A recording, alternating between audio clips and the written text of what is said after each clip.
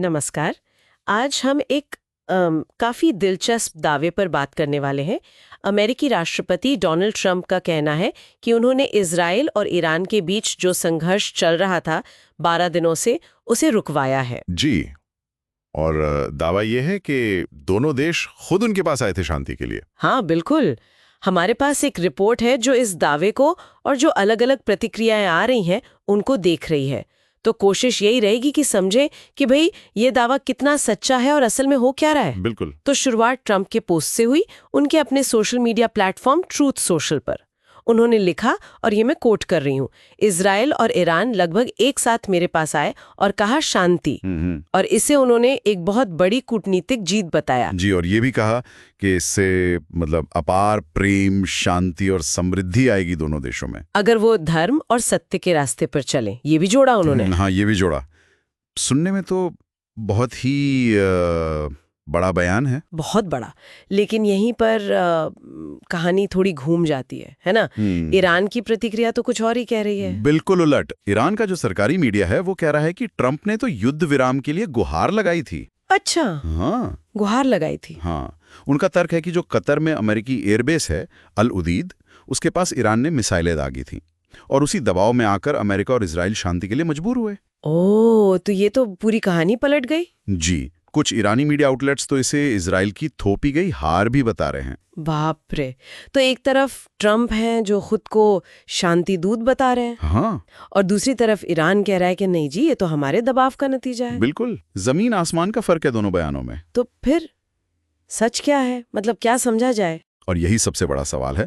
और मामला और भी पेचीदा इसलिए हो जाता है कि अब तक ना तो इजराइल ने ना ही ईरान ने किसी ने भी आधिकारिक तौर पे ये माना ही नहीं है कि उन्होंने ट्रंप से संपर्क किया था। क्या बात कर रहे हैं? किसी ने भी नहीं? जी हाँ, और ना ही ये माना है कि वो ट्रंप की बताई किसी शर्त पर राजी हुए हैं। लेकिन ट्रंप ने तो एक योजना का भी जिक्र किया था ना, कुछ चरणबद्ध युद्ध विराम जैसा। हाँ, किया था कि पहले ईरान मिसाइल रोकेगा, फिर इजराइल तनाव कम करेगा, इस तरह की बात थी। लेकिन मुश्किल यह है कि ट्रंप ने जो समय सीमा दी थी उसके बाद भी मिसाइल हमलों की खबरें आईं। ओहो, तो फिर तो ये पूरा दावा ही सवालों के घेरे में आ गया। बिल्कुल। इससे दावे की प्रामाणिकता पर एक बड़ा प्रश्न चिन्ह लग जाता है। हाँ, ये बात तो है। ये स्थिति को वाकई बहुत उलझा देती है। और दिलचस्प ये भी है कि वो इसे अपनी पिछली कूटनीतिक जीतों से जोड़ रहे हैं। जी, जैसे वो भारत पाकिस्तान तनाव कम करने का दावा करते रहे हैं पहले भी। हाँ, याद है मुझे। तो क्या ये वैसा ही कोई पैटर्न है, अपनी छवि बनाने की कोशिश? हो सकता है, मतलब घरेलू राजनीति या अपनी इमेज बिल्डिंग का एंगल हो सकता है।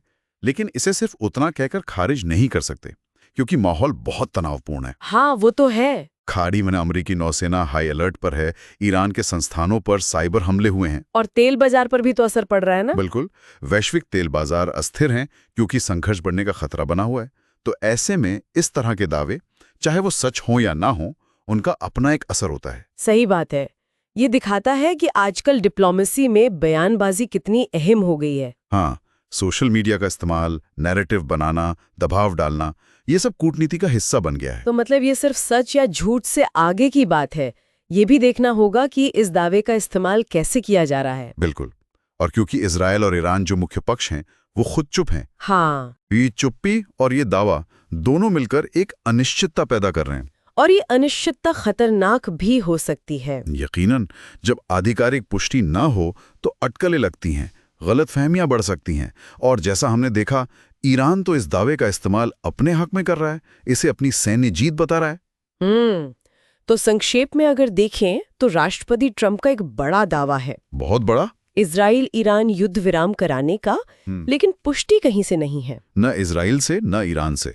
और जमीनी हकीकत भी मतलब साफ नहीं है कि हमले रुके हैं या नहीं। हाँ, उस पर भी सवाल है। तो इस दावे पर संदेह तो बना हुआ है, गहरा संदेह बना हुआ है। और ये एक ऐसी स्थिति है जिस पर जाहिर है पूरी दुनिया की नजर रहेगी। बिल्कुल। और ये हमें सोचने पर मजबूर करता है कि अगर ये दावा मान लीजिए पूरी तरह सच नहीं है, तो फिर इसके पीछे का असली मकसद क्या है? क्या ये सिर्फ हेडलाइन बनाना है या कोई गहरी चाल है? और अगर मान लें कि देशों ने संपर्क किया भी था, तो वो सामने क्यों नहीं आ रहे? ये भी एक सवाल है। वो इसे सार्वजनिक रूप से स्वीकार क्यों नहीं कर रहे हैं?